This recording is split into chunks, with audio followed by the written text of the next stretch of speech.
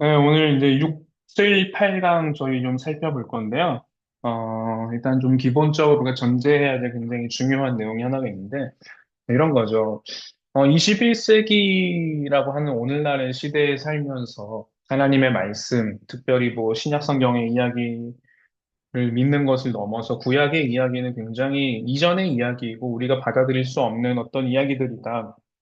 라고 하는 이런 우리도 모르는 어떤 팽배한 전제들이 깔려 있다는 것들을 볼 때가 참 많이 있어요. 그러나 사실 성경을 우리가 자세하게 읽고 정말 창세기 1장 1절의 말씀 하나님께서 하늘과 땅을 창조하셨다는 그 말씀을 우리가 믿는다는 것은 더불어 요한계시록에 나오는 21장까지 그 모든 이야기도 우리가 하나님의 말씀으로 믿는다는 어떤 신앙 고백 속에 있는 거죠. 그런 의미에서 이것이 얼마나 중요한가를 보여주는 것은요. 예수님께서 이 땅에 사셨을 때의 삶에서 예수님이 말씀하시는 그 성경, 말씀이라고 하는 그 모든 언급은 신약 성경을 가리키지 않죠. 그 모든 것들은 사실 구약 성경을 가리키거든요. 그렇기 때문에 예수님께서 이 요한, 이 세례를 받으신 후에 마태복음에서 이 광야에 시험을 당하러 가셨을 때 사람이 떡으로만 살 것이 아니라 하나님의 말씀으로 살 것이라 라고 했던 그 말씀은 우리가 오늘 믿고 있는 성경 전체의 이야기이지만 사실 한편으로는 그러나 예수님 당시에 그 1차적인 맥락을 살펴본다면 이것은 구약 성경을 가리키는 표현인 거죠. 그렇기 때문에 성경이 하나님의 말씀이라고 하는 이 믿음의 신앙의 고백은 사실은 우리의 모든 신앙의 깊은 전제이고 굉장히 중요한 고백이라는 거죠. 그렇기 때문에 우리가 다음 주에 한번 이제 언약에 대해서 좀 살펴보겠지만, 구약 성경을 단순히 그냥 구약의 이야기, 구약 시대 때는 율법을 통해서 구원을 받았어. 이런 방식의 이야기로 이해할 수가 없고, 구약의 모든 그 사람들 역시 로마서에서 말하는 것처럼 그들은 그리스도가 오실 것을 믿음으로 바라보았고, 그 믿음으로 구원을 받았다는 이 신앙 고백의 분명한 이야기는 신약 시대에 시작된 게 아니라 구약에서부터 동일한 우리의 원리 가운데 주어진 하나님의 구원의 방식이었다라는 것들. 그렇기 때문에 하나님의 말씀은 오늘날엔 더 이상 구약이 의미가 없거나 그런 식의 이해가 존재할 수 없고 동시에 하나님께서 창세 때 주셨던 그 모든 말씀은 여전히 우리에게도 하나님의 말씀으로 동일하게 나타난다라는 겁니다. 하나님께서 우리에게 요구하시는 것은 우리가 구원을 받기 위해서 우리 스스로 무언가를 더 해야 돼. 특별히 뭐 말씀 묵상 지금 우리가 계속 하고 있지만 어, 말씀을 읽고 오늘 제가 이렇게 살아야겠습니다라는 어떤 결단 중요합니다. 그 자체가 잘못됐다라는 이야기를 하는 것은 결코 아니죠. 그러나 때로는 우리가 말씀을 읽고 이렇게 살아야 된다라는 우리의 결단으로만 마무리되는 것이 아니라 우리가 살 수 없는 그 삶을 그리스도께서 대신 사셨기 때문에 우리가 하나님께로 용납받았다는 이 분명한 신앙이 우리 안에 있고 하나님으로 그러니까 죄로부터 얻는 이 구원의 이야기는 하나님과 우리가 협력해서 이루는 관계가 아니라 하나님의 선하심 속에서 하나님께서 주권적으로 우리에게 찾아와 주셨고 베푸신 은혜가 바로 구원의 이야기라는 겁니다. 그렇기 때문에 우리 스스로의 노력이나 우리의 협력이나 우리의 열심으로 우리를 구원하지 않는다라는 것이 이 은혜의 언약이라고 하는 것의 가장 분명한 전제라는 거죠. 그런 의미에서 은혜 언약 안에 포함된 부모의 의무는 과연 무엇인가? 우리의 자녀들이 이 갓난 애기들이 나와서 나자마자 예수님은 저의 주님이시고 하나님이십니다라고 고백하지 않죠. 이 아이들도 굉장히 자기중심적이고 모든 부모들이 다 자기를 봐야 된다는 이 강박에 잡혀 있는 우리의 죄된 본성을 보여주는 것처럼 사실 우리의 자녀들이 신앙을 고백하기 때문에 그들이 유아 세례를 받는 게 아니라 그들에게는 사실 어떤 신앙 고백도 할 수 없는 존재이지만 우리가 살펴봤던 것처럼 할례를 받았던 그 의미의 연속성에서 하나님께서 우리의 어린 아이들도 교회의 이 언약의 백성으로 받아주셨다는 것이고 그 인침 가운데 하나님께서 반드시 이 아이들에게 미래적인 구원을 베푸실 것이라는 그 분명한 신앙의 고백과 믿음 안에서 이 아이가 언약의 자녀라는 것을 고백하는 거죠. 그러나 우리가 믿는다는 것, 그러니까 믿음으로 신앙을 고백한다라는 것은요, 때로는 한편으로는 관념적으로 이해가 돼요. 예를 들면 그런 거죠. 당신은 예수님을 믿으세요? 저는 예수님을 믿어요. 예수님이 주님이라고 고백합니다. 그러나 우리의 삶의 이야기에서는 정말 성경이 우리에게 원하지 않는, 하나님이 우리에게 원하시지 않는 삶을 당당하게 살아가면서 우리가 마치 신앙이 있다라고 고백한다면 사실 어불성설의 이야기인 거죠. 그런 의미에서 오늘날 우리가 예수님을 구주로 고백하는, 그분이 나의 구원자십니다라고 고백하는 것은 단순히 보험의 의미로 이 땅에서 내가 잘 살다가 죽음 이후에 영원한 천국에 가게 될 겁니다. 라는 이런 신앙 고백이 아니고 나의 구원자이시고 그분이 나의 주님이시라는 거죠. 우리가 기도할 때 주님이라고 고백하는 우리의 신앙 고백에는 동시에 거기에 깔려있는 우리의 신앙 고백의 전제는 나는 하나님의 종입니다라는 고백이 깔려 있는 거죠. 내가 하나님의 종이기 때문에 하나님께서 내 인생을 어떻게 하셔도 저에게는 어떠한 권리도 권한도 없습니다. 내 삶의 모든 권한은 하나님께 속한 것입니다라는 것이 우리의 신앙의 고백이고 그렇기 때문에 우리가 믿음을 고백한다는 것은 반드시 우리의 삶의 그 믿음의 고백에 따른 동일한 행위가 함께 따른다라는 것이고 그 책임이 따른다라는 거죠. 그런 의미에서 은혜 언약이라고 하는 것은 그러나 우리가 하나님의 뜻에 순종했기 때문에 하나님이 우리를 구원하신다라는 그러한 이해가 아니라 하나님께서 우리의 구원을 위해서 합당한 모든 일을 하나님께서 이루셨고 영원전부터 성부 하나님이 그 구원을 계획하셨고 영원전부터 성자 예수 그리스도의 십자가의 죽음으로 우리를 구속하실 방법을 정하셨고 성령을 통해서 우리에게 그 신앙을 고백하게 하시고 우리에게 그 구원이 적용되도록 하시는 것이 이 삼위 하나님의 구원의 계획이고 그것이 오늘 우리에게 일어난 의미라는 것에서 이것은 온전하게 은혜 가운데 이루어진 것이라는 겁니다. 그렇기 때문에 동일하게 우리가 가져야 될, 부모로서 가져야 될 큰 책임을 잘 보여주는 것 중에 하나는 창세기 2장 16절, 17절에서 이제 하나님께서 아담에게 명령을 주시죠. 에덴에 있는 모든 나무의 열매를 네가 임의로 먹되 선악을 알게 하는 그 나무의 열매를 먹지 말라. 라고 하나님께서 그렇게 말씀하셨던 것은 아담에게만 주신 명령이 아니었죠. 아담에게만 주신 명령이 아니었고, 그렇기 때문에 아담이 그 명령을 들었을 때 갖는 반드시 중요한 책임은 자기에게 주어진 하나님의 명령이 무엇인지를 하와에게 가르쳤어야 됐고 알렸어야 되는 거죠. 그러나 뭐 하와에게 이걸 정확히 전해졌던 것이 분명한 것 같아요. 하와가 이 명령을 알고 있었잖아요.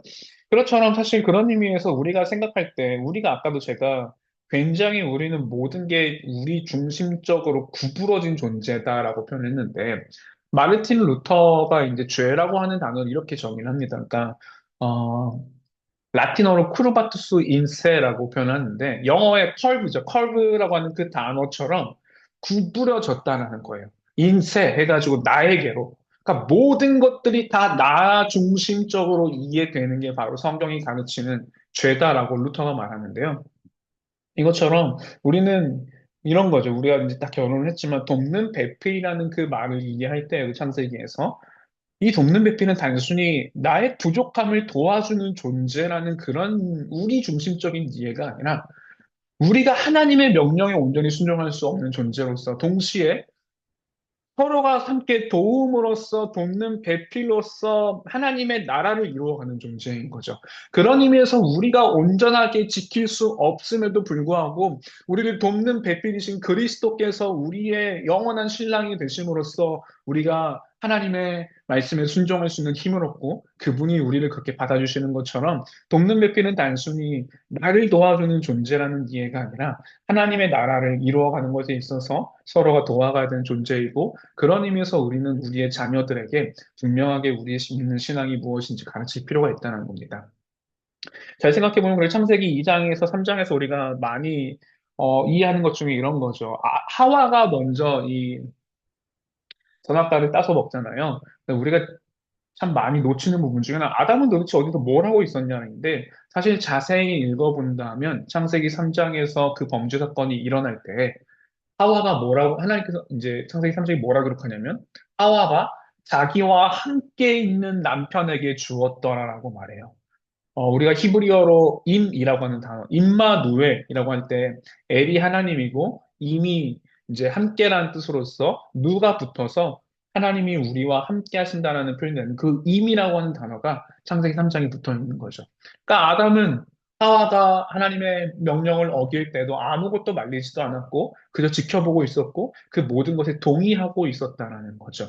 그러나 오늘 우리가 자녀를 기르면서 우리의 자녀들이 이 하나님의 언약의 자녀로서 바르게 하나님의 뜻에 따라 살아가지 않을 때 그것을 지켜보고 있는 것은 마치 아담이 하와의 범죄를 지켜보는 것과 별반 다르지 않다라는 거죠. 그런 의미에서 하나님의 은혜로 우리가 구원을 받는 것이 너무나도 명확한 것이지만 동시에 우리에게는 우리의 자녀들에게 하나님의 말씀을 가르쳐야 될 분명한 책임이 주어졌고 그 의무가 우리에게 있다는 겁니다. 그런 의미에서 우리가 우리의 자녀에게 줄 수 있는 가장 좋은 것은 무엇인가? 여러분은 여러분의 인생에서 가장 소중한 거라고 한다면 여러분 정말 뭘 떠올리시나요? 우리에게 소중한 보물들이 있죠. 재산도 있고요. 때로는 그것이 우리 어떤 마음일 수도 있고, 누군가 사람일 수도 있죠. 그러나 정말로 우리가 신앙을 가졌다는 것은 하나님, 내가 가진 그 어떤 것보다도 예수 그리스도가 나에게 가장 소중하고 가장 귀중한 분이신다라는 우리의 신앙의 고백인 거죠. 그렇다면 우리가 우리의 자녀에게 줄 수 있는 가장 소중한 것은 좋은 학벌, 좋은 재산, 많은 재산, 좋은 어떤 학원을 보내는 것, 이런 것들이 아니라 정말로 우리의 자녀가 회심하는 것보다 물론 그것을 우리가 줄 수 없는 것이지만 우리가 할 수 있는 것 중에 그보다 가장 크고 신성한 의무가 우리에게 있을까요? 그런 의미에서 오늘 우리가 받은 이 구원의 의미를 우리가 분명하게 알 때 우리는 우리의 자녀들에게 그렇게 그것을 전해주고 싶은 욕구를 가지겠죠. 그러나 한편으로 교회 사역과 이제 캠퍼스 사역을 오래 하면서 느꼈던 거는 고3에게는 교회를 안 나가도 되는 어떤 특권들이 주어지죠. 뭐 고3뿐이 아니라 사실 뭐 취업 준비할 때 우리에게 어쨌든 인생의 당장에 뭔가 더 중요한 것처럼 보여지는 것들이 있을 때 한편으로 우리의 자녀들의 입장을 한번 생각해 봤을 때 우리의 자녀들에게 신앙을 가르치는 것에 있어서 우리는 얼마나 책임의식을 가지고 있고 그것이 신성한 것인지 이해하는가라는 거죠. 우리가 그렇게 그 이해가 없다면 우리는 자연스레 교회는 그냥 학원이 되는 거죠. 신앙을 가르치는 거는 교회에 가서 좋은 사역자들에게 네가 말씀을 듣고 잘 자라라. 그렇다면 사실 교회가 학원과 다른 게 뭐가 있을까요? 그러나 사실 신앙교육의 진짜 현장은 성경이 말하기를 신명기 6장도 그렇고 잠언과 수많은 말씀들을 우리에게 말하기를 부모가 바로 신앙교육의 진짜 주체이고 가정이야말로 그 신앙교육의 주체라는 것. 우리 A과에서도 봤던 것처럼 그런 의미에서 가정이 교회가 가르치는 신앙의 방향과 다른 방향으로 갈 때 우리의 자녀들을 끌어당길 수 있는 힘이 없죠. 그런 의미에서 우리는 과연 우리의 자녀들에게 하나님의 말씀을 어떻게 가르칠 것인가에 대해서 주의해야 되는 거죠. 이것이 우리 부모로서 주어진 것이고, 그런 의미에서 때로는 우리가 우리의 자녀들을 교육함에 있어서 단순히 세상적인 관점을 넘어서 어떻게 우리의 자녀들을 성경적인 가치관으로 하나님의 말씀으로 가르칠 것인가를 바르게 알기 위해서 우리가 하나님의 말씀을 알고자 하는 그 열심이 있어야 되고, 배우고자 하는 열심이 있어야 된다는 거죠. 또 한편으로는 우리도 누군가의 자녀있잖아요. 그런 의미에서 부모를 보면서 우리가 분명하게 인지할 것은 우리의 부모님도 완전한 사람이 아니었구나.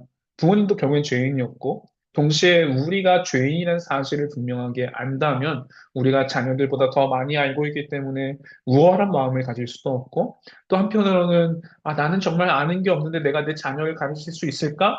라고 하는 어떤 두려움에 사로잡힐 수도 없는 거죠. 왜냐하면 복음은 이미 우리가 우월하지 않은 존재라는 거. 내가 생각했던 것보다 훨씬 더 나쁜 죄인이라는 사실을 알게 하셨고, 더불어서 우리가 할 수 있는 것보다 더 큰 일을 하실 수 있도록 그리스도께서 우리의 대변자가 되시고, 두 번째 대변자 되시는 성령께서 우리를 대변하심으로써 우리가 그분의 도우심 가운데 있다는 것을 안다면, 우리는 누군가의 자녀로서 또 한 사람의 또 누군가의 부모로서 어떠한 자세로 살아갈지에 대해서 분명하게 바른 태도를 갖는 것이 너무 중요합니다. 이 시강에서는 은혜 언약에 대해서 좀 간단하게 사실은 가르치지만 조금 더 자세한 내용으로 다음 주에 좀 구약의 전체 언약들을 살펴보겠지만요. 언약이라는 개념 지난주에도 우리가 좀 살펴봤지만 언약의 핵심은 이거죠. 나는 너의 하나님이 될 것이고, 너는 내 백성이 될 것이다라는 것. 우리가 하나님의 백성이 되기 위해서, 우리가 하나님 나라의 시민권을 갖기 위해서, 뭐 어떤 자격을 갖고, 내가 미국 비자만 따더라도 통장에 얼마가 있고 모든 걸 검증해서 내가 자격과 조건을 갖고 있던 걸 검증해야 되잖아요. 그러나 하나님은 그 모든 것을 내가 준비해 놨다. 너는 내 백성이 돼서 내 말씀에 순종함으로 나를 따르고 내가 너의 하나님이 되겠고 내가 죄된 너를 구원하기 위해서 나와 교제할 수 있는 존재로 내가 너를 인도하기 위해서 그리스도께서 이 모든 죄를 담당하셨고 너희가 살아야 될 그 모든 삶을 그리스도가 살게 하셨다라는 것이 사실은 언약의 핵심적인 이야기인 것이죠. 그런 의미에서 이 언약을 받아들인다는 것은 우리가 구약에서 분명히 율법이 주어졌지만 그 율법이 이 은혜의 언약 가운데 있지 않을 때는요, 우리를 엉두르고 고통스럽게 하는 거죠. 우리가 하나님의 은혜 가운데 용납받았다라는 그 분명한 기쁨, 내가 이 율법을 지킬 수 없는데 나를 대신해서 그리스도께서 그 모든 율법을 성취하셨기 때문에 내가 하나님께 용납받았다는 그 기쁨을 알 때는요, 우리는 하나님께서 우리에게 주신 구원이 너무도 기쁘기 때문에 그 율법을 따르고 싶은 열망이 생겨나죠. 그러나 그리스도의 그 은혜가 없이 우리가 율법 앞에 선다는 것은 나는 도저히 내가 어떻게 해도 안 되는 존재구나. 하나님의 뜻대로 살고 싶지만 나한테는 그럴 수 있는 능력이 없구나라는 좌절 속에서 살 수밖에 없고, 때로는 내가 무언가 하나님의 명령을 낮춤으로써 내가 거기에 도달한 줄 아는 걸로 착각하게 될 때에는 깊은 교만 안에 빠지는 거죠. 그러나 이 모든 것들은 하나님께서 이루셨고, 구약에서 역시 그렇고, 신약에서 그렇기 때문에 하나님의 나라를 하나님께서 이루셨기 때문에 우리가 은혜로 이 언약 가운데 있다라는 것. 그런 의미에서 하나님은 참 감사한 것은 하나님 저 같은 사람이 어떻게 하나님의 은혜의 언약 가운데 들어갈 수 있습니까?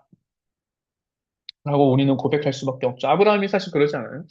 아브라함이 그렇게 했을 때 하나님은 아브라함에게 너는 내가 이렇게 끝까지 가르쳐줬는데 왜 나를 못 믿니? 라고 질타하시는 게 아니라 아브라함이 실패하는 그 모든 과정마다 하나님은 친히 찾아오셔서 시청각 교육으로 보여주셨고 끝까지 아브라함이 자기 열심으로 이삭을 낳고 이삭이 아닌 이스마엘을 얻었을 때에도 그게 아니다. 내가 내 힘과 능력으로 내게 너의 자녀를 줄 것이고 그리고 나중에 결국은 아브라함이 그렇게 하나님의 뜻에 온전히 순종할 수 있는 존재로 빚어가심으로써 모리아 산에서 결국에는 이삭을 바치고 하나님께서 이삭을 반드시 살리실 것이라는 그 믿음 가운데 이 믿음으로 구원을 얻는 것이 무엇인지 하나님께서 아브라함의 일을 통해 보여주는 거죠. 그런 의미에서 우리는 그리스도인은 단순히 이상을 바라보기 때문에 정말 이 사람들은 현실적이지 않아. 되게 이상주의적이야 라고 말하는 그런 상태의 우리의 삶으로 존재하지 않고요. 더불어 이상이 아닌 우리의 인간의 현실을 보기 때문에 우리에게는 아무것도 우리 스스로 할 수 있는 게 없습니다라고 하면서 좌절감에만 빠져 있지 않게 하는 거죠. 사실 세상의 이야기는 그런 의미에서 두 가지의 방식이 있죠. 이 땅에서 우리가 어떻게 하면 유토피아를 만들 수 있을 것인가? 아니면 인간에게 그런 능력이 없다. 우리는 스스로 할 수 없는 존재다. 그러면서 니체처럼 이 허무주의라고 하는 거짓된 이야기에 빠질 수밖에 없는 것처럼. 그러나 그렇게 되면 세상에서 우리가 두려움에 빠질 때 우리가 갖는 방식은 제가 아내한테도 많이 하는 말일 때 늘 회개되는 말이지만 그만 생각해. 우리가 할 수 있는 방식은 우리의 현실을 그만 생각하는 것 말고는 방법이 없는 거죠. 왜 수많은 사람들이 그렇게 술을 마시고 현실을 잊고 싶어 할까? 그러지 않고는 도저히 현실의 무게를 견딜 수 없기 때문에 우리는 이 현실의 무게를 띄워버리기 위해서 다른 곳들을 바라보는 거지 않습니까? 예를 들면 오늘날 시대에 제가 예전에 한번 청년부 학생들 이렇게 만나면서 정말 충격이었던 것 중에 하나는 고등학교에서 한 학생이 스스로 이렇게 목숨을 끊은 거죠. 근데 놀란 거는요. 학교에서 선생님들이 그 아이는 원래 그 반에 존재하지 않았던 아이처럼 그냥 책상을 빼버리고 추모의 시간과 애도의 시간도 갖지 않는다라는 거였어요.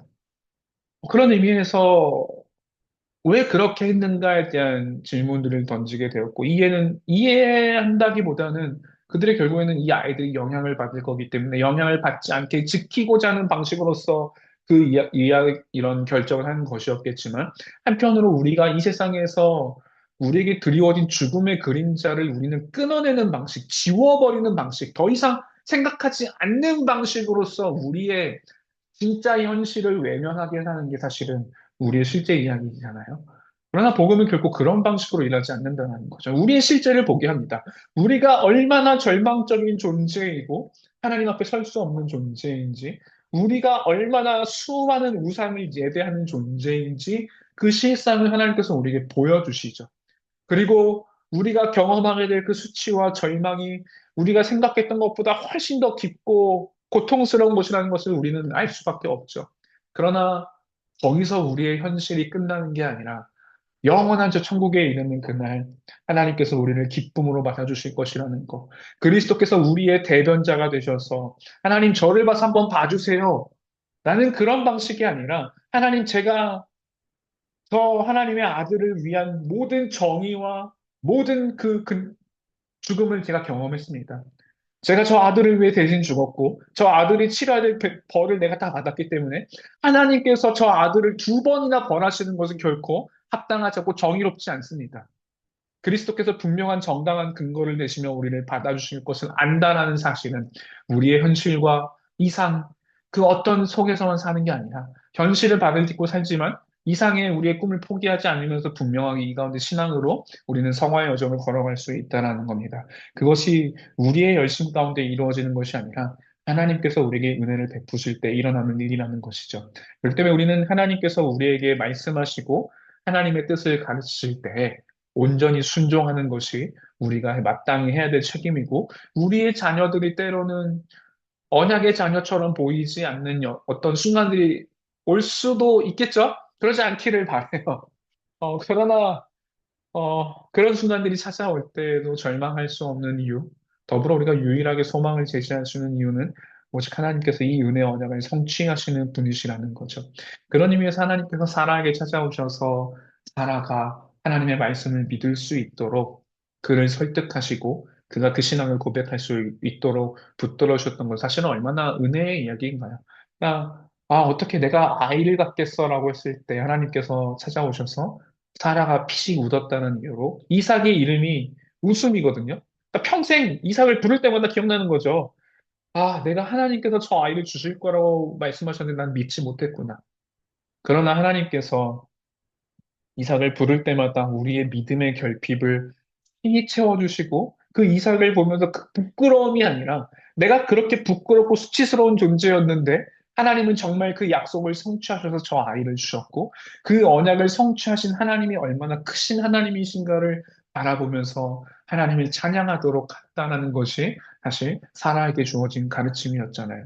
이런 의미에서 우리가 이 은혜의 언약 가운데 있다는 것, 우리의 자녀들이 그 가운데 있다는 것이 얼마나 큰 은혜이고 하나님께서 직접 찾아오셔서 우리를 성화라는 여정 속에서 하나님의 언약의 자녀로 합당하게 우리를 길러 가신다라는 것이 얼마나 큰 희망인지 다시금 생각해 보게 됩니다. 그러나 분명하게 우리가 알 것은 앞서 말했던 것처럼 유아 세례를 받았기 때문에 이 아이가 신앙을 고백했다가 아니죠. 언젠가 이 아이가 자라게 되고 만 15세가 이제 넘어서 어, 교단의 헌법에 따라서 스스로가 정말 자기 신앙을 고백할 수 있을 때가 되면 입교라고 하는 과정을 통해서 세례는 한 번 받는 것이기에 또다시 세례를 받지 않고 모두 앞에서 신앙을 고백하고 입교를 받게 되죠. 그런 의미에서 은혜의 언약 가운데 이 아이가 자랐기 때문에 우리가 아무것도 안 할 것도 아니고 분명한 책임을 다하면서도 이 아이가 믿음으로 하나님을 고백할 수 있도록 우리는 가르쳐야 되고 그 아이의 삶을 위해 기도하고 도와가야 될 필요들이 있다는 겁니다. 그런 의미에서 우리의 신앙을 우리의 입술로 고백하는 것이 얼마나 중요한 것인가에 대해 성경은 가르치고 있죠. 어, 부끄럽기 때문에 내가 주님을 알지 못한다라고 말한다면 주님은 우리를 향해서 나도 너를 알지 못한다라고 말씀하신 것처럼 우리가 정말 그런 의미에서 이 땅에서 우리의 신앙을 고백하는 단순히 교회에서 저는 예수님을 믿는 신자예요라는 이 고백을 넘어서요. 우리의 일상의 삶에서 오늘날 물론 기독교가 너무도 비참한 현실을 맞이하고 있다는 여러 슬픈 현실도 있지만 그 가운데 우리가 우리의 신앙을 고백하지 못하는 어떤 이유는 때로는 정말 어, 우리 자신이 그런 취급을 받고 싶지 않은 마음들 혹은 하나님 앞에서 우리의 신앙을 고백하는 것이 때로는 두려워하는 마음은 아닌지 한번 생각해 볼 필요가 있는 건데요.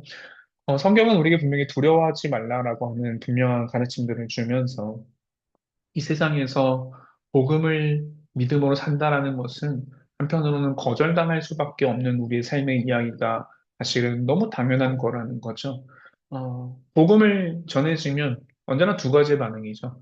진짜 복음을 경험하고 성령의 은혜 가운데 신앙을 고백하는 일어나든지, 혹은 그것에 대한 왜 내가 죄인이냐고 하는 어떤 분노, 거절을 나타나든지, 그런 의미에서 우리가 진짜 두려워하는 것은 무엇인가? 우리는 우리의 신앙을 고백하는 것보다 우리가 누군가에게 사람들에게 용납받고 인정받고 괜찮은 사람으로 용납받는 것을 훨씬 더 우리는 갈망하고 있고 그걸 잃을까에 대해서 두려워하고 있지 않은지 생각해 볼 필요가 있는 거죠. 그렇기 때문에 성경은 분명하게 우리가 예수 그리스도가 나의 주님이시고 우리가 성령의 도우심 가운데 분명한 이 신앙 고백을 할 때 하나님의 나라의 백성으로서 우리가 완전한 언약의 자녀로서 어느 누구도 그 빼앗을 수 없는 하나님만이 주실 수 있고 성취할 수 있는 그 언약의 은혜를 우리에게 베푸시고 인도하신다라는 겁니다. 그런 의미에서 우리의 자녀들을 우리는 어떻게 길러갈 것인가? 단순히 이 세상에서 성공하는 삶을 사는 자녀, 하나님께서 지혜를 주시고 은혜를 베푸셔서 그렇게 또 더 많은 사람들을 섬길 수 있게끔 하는 자녀로 길러주시는 것은 너무 우리가 기도해야 될 내용이고, 이 아이들을 통해서 더 많은 이웃들이 하나님의 복음의 영광과 아름다움을 볼 수 있도록 하는 것이 우리의 궁극적인 목적인 것이지, 이 땅에서 편안하고 걱정 없이 잘 살게 하는 게 결코 우리가 이 아이들을 가르치는 목적이 아니라는 거죠. 그런 의미에서 우리의 아이들은 우리의 자녀이기 이전에 하나님 나라의 자녀, 하나님께서 우리에게 주셨기 때문에 혈통이라고 하는 관계 속에서 우리가 맺어진 관계 이전에 그 이 혈통으로서 이 땅에 올 수 있도록 허락하신 분이 하나님이시라는 그 분명한 토대가 우리에게 있다는 사실. 그렇기 때문에 우리의 자녀가 하나님의 자녀라고 하는 이 분명한 신앙 고백 속에서 우리의 아이를 길러가는 것이 얼마나 중요한 것인지에 대해서 중요하게 우리는 이해할 필요가 있고, 그런 의미에서 구약 전체의 모든 이야기는 하나님의 나라가 어떻게 완성되어져 가는가에 대한 이야기라고 사실은 살펴볼 수 있는 거고, 그 중심을 관통하는 게 사실은 언약이라는 겁니다. 그런 의미에서 하나님께서 우리에게 가르치신 하나님의 나라는 하나님의 의를 가르치고 하나님의 공도와 하나님의 정의를 가르치는 나라여야 되죠. 그래서 사실 재미있는 거는요, 이사야서를 보면은요, 하나님께서 그들에게 공의를 구하였더니 그들이 포악을 맺었다라고 이제 말씀하시는데, 이게 한국어로 볼 때는 그냥 정의를 맺으랬더니 이게 악한 것들이 악한 짓을 했구나 라고 생각할 수 있지만, 히브리어 성경을 보면은 이렇게 말해요. 내가 너희들에게 미시파트를 구했는데 너희는 미시파트를 맺지 않고 미시파흐를 맺었다. 하나님께서 정의를 구하였는데 너희는 정의가 아닌 형제들을 억압하고 포악한 행동을 하는 열매를 맺었다라는 거죠. 굉장히, 그러니까 구약 성경은 읽는 것보다는 사실은 누군가가 읽어주고 듣는 성경이었잖아요. 그렇기 때문에 이사야의 말씀 속에서 너희가 미시파트를 맺어야 너희가 미시파흐를 맺었다는 말은 굉장히 충격적인 이스라엘에게 주어진 말씀이었다는 거죠. 그런 의미에서 우리의 자녀들이 하나님의 나라의 백성으로 이 땅에 하나님의 나라를 이루어가는 존재로 하나님께서 불러주셨다면 우리는 그에 맞게 우리의 자녀들을 길러가는 것. 그래서 도무지 구약 성경 전체에서는 사실은 우리가 보는 것은 우리가 결코 그 나라를 이룰 수 없다는 사실을 보여주듯이, 말라기 성경의 4장 6절에서는 결국에는 구약의 전체는 그런 면에서 되게 저주로 끝납니다. 창세기의 그 에덴에서 시작됐던 그 아름다운 이야기에서 말라기 4장 6절에서는 너희가 하나님의 명령을 지키지 않으면 저주를 받을 것이라고 하는 저주로 끝나게 되죠. 그렇게 이어진 신약 성경에서는 사실은 우리가 도무지 지킬 수 없는 그 하나님의 율법을 대신 이루심으로, 그리고 우리가 받아야 될 온전한 저주를 그리스도께서 받으심으로, 그분이 우리의 진짜 하나님 나라를 완성하시는 분으로서 이 땅에 오셨고, 우리가 그 은혜 언약 가운데서 낳고 자라게 된 자녀라는 것들, 그리고 우리의 자녀들 역시 이 하나님의 나라라고 하는 은혜 언약의 중심에서 하나님께서 예수 그리스도를 주로 고백하는 백성들과 예수 그리스도의 법을 따르는 이 하나님을 사랑하고 이웃을 사랑하는 계명을 지킴으로써 동시에 이 땅에서 단순히 물리적인 피지컬적인 땅을 넘어서 영원한 그 하나님의 통치가 나타나는 나라로서 이 땅에 하나님의 법과, 그러니까 주권과 백성과 영토라고 하는 이 세 가지의 개념 속에서 하나님의 나라가 이 땅 가운데 이루어져 가도록 우리의 자녀를 주셨다는 사실을 한다면 우리는 이 아이를 우리의 자녀로 기르는 것에 더 열심을 둘 것인지 아니면 정말 하나님의 언약의 자녀로 우리의 자녀를 어떻게 길러갈 것인지에 대해서 분명한 고민이 필요하고 그 가운데 우리에게 분명한 신앙 고백이 필요하다는 사실을 꼭 기억하고 우리 자녀들에게 들려줄 수 있으면 좋겠습니다.